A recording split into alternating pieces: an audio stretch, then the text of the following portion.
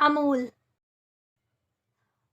उत्तर भारत से लेकर दक्षिण भारत तक और पश्चिम से लेकर पूर्व तक जो एक चीज आपको सभी घरों के किचन में मिल जाएगी वो है अमूल मक्खन। अमूल मक्खन बनाने वाली अमूल डेयरी के बनने की कहानी भी प्रेरणा से भरी है। इस डेयरी की शुरुआत एक छोटे से गांव में हुई।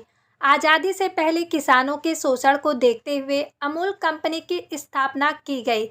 इसे दूसरे ब्रांड से कड़ी टक्कर भी मिली, लेकिन आज भी देश के लगभग हर घर में अमूल के प्रोडक्ट्स इस्तेमाल किए जाते हैं। अमूल एक सहकारी दुग्ध उत्पाद कंपनी है। अमूल का पूरा नाम आनंद मिल्क यूनियन लिमिटेड है।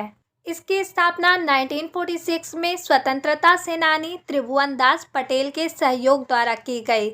दरअसल 1940 के दशक में गुजरात में व्यापारियों द्वारा दूध उत्पादक किसानों का खूब शोषण किया जाता था। उस वक्त की मुख्य डेयरी पोल्सन के एजेंटों द्वारा कम दामों में किसानों से दूध खरीदकर महंगे दामों में बेचा जा रहा था। इस समस्या से निजात दिलाने के लिए किसानों ने वहां के स्थानीय नेता त्रिभुवन दास पटेल से संपर्क साधा। उन्होंने अपने लोगों के साथ सरदार वल्लभ भाई पटेल से मुलाकात की। सरदार पटेल ने समाधान करने के लिए मोरारजी देसाई को गुजरात भेजा। उन्होंने हालात का जायजा लिया। फिर साल 1945 में बॉम्बे सरकार ने बॉम्बे मिल्क योजना शुरू की। इसके बाद देश को दूध उत्पादन में आत्मनिर्भर बनाने और किसानों की दशा सुधारने के लिए कई प्रयास किए जाने लगे। 14 दिसंबर 1946 में त्रिभुवन दास पटेल के प्रयासों द्वारा अहमदाबाद से 100 किलोमीटर दूर आनंद शहर में खेड़ा जिला सहकारी समिति की स्थापना की गई। प्रत्येक गांव के सदस्य दूध इकट्ठा करके खेड़ा जिले में भेजते थे।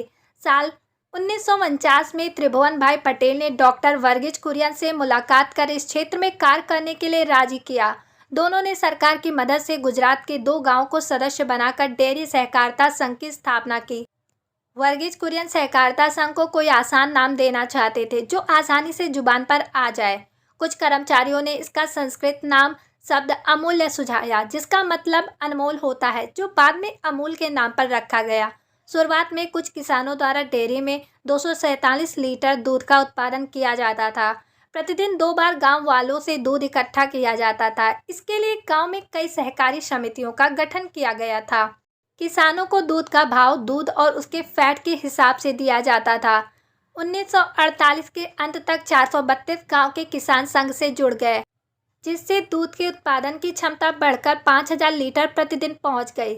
साल 1955 में वर्गीज कुरियन दुनिया के पहले ऐसे व्यक्ति बने जिन्होंने भैंस के दूध से पाउडर बनाया। इससे पहले गाय के दूध से ही पाउडर बनाया जाता था। पोल्सन डेयरी से मिल रही थी कड़ी टक्कर।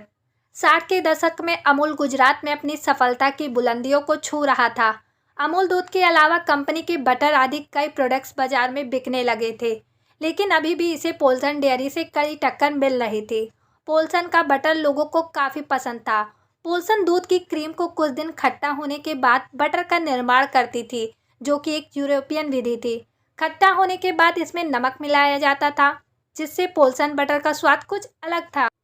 वहीं अमूल ताज़ा क्रीम से मक्खन बनाने की विधि पर काम कर रही थी। एक दिन में ही यह प्रक्रिया पूरी हो जाती थी। नतीजा यह रहा कि अमूल बटर पोल्सन बटर की बराबरी नहीं कर सका था। पोल्सन के ग्राहकों को अमूल का स्वाद फीका लगता था।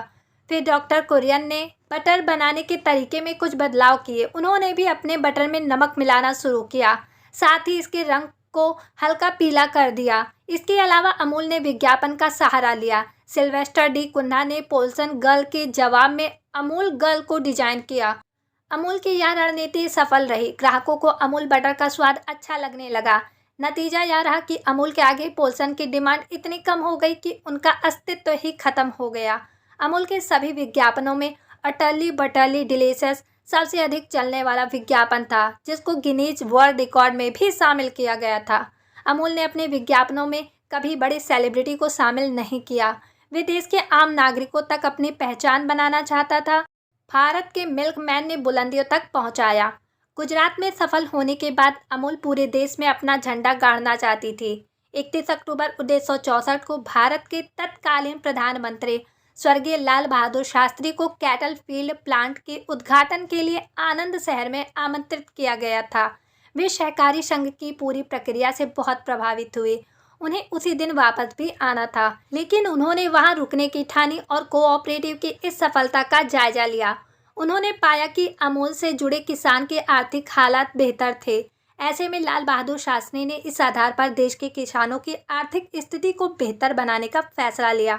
उन्होंने डॉक्टर वर्गीज कुरियन से देश भर में इस प्रतिरूप को अमल करने के लिए कहा। इसके बाद साल 1965 में राष्ट्रीय डेयरी विकास बोर्ड की स्थापना की गई, जिसका अध्यक्ष डॉक्टर वर्गीज कुरियन को बनाया गया। डॉक्टर कुरियन की अध्यक्षता में भारत दुग्ध उत्पादन में नंबर 1 बनने की राह पर चलने लगा।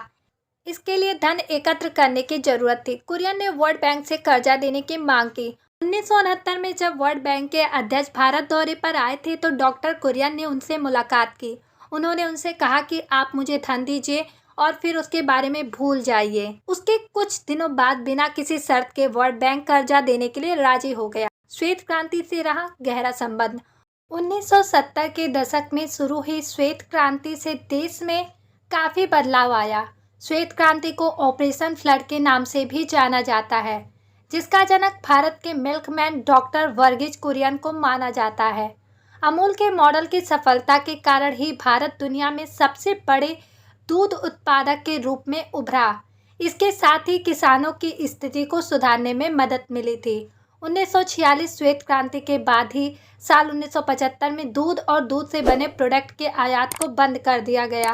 दरअसल भारत अब दूध उत्पादन के मामले में आत्मनिर्भर हो गया था। अमूल डेयरी का मॉडल काफी मशहूर हुआ और पूरे देश में सफलता की बुलंदियों को छूने लगा। अमूल देश की पहचान बन गया, जिसकी सफलता का श्रेय डॉक्टर वर्गीज कुरियन को जाता है। उनके विचार, सहयोग से काम करना और सबके साथ काम करना ने वो चमत्कार कर दिखाया जो आसान नहीं था। उनके अथक प्रयासों की बदौलत अमूल कंपनी देश की नंबर 1 डेयरी बन गई।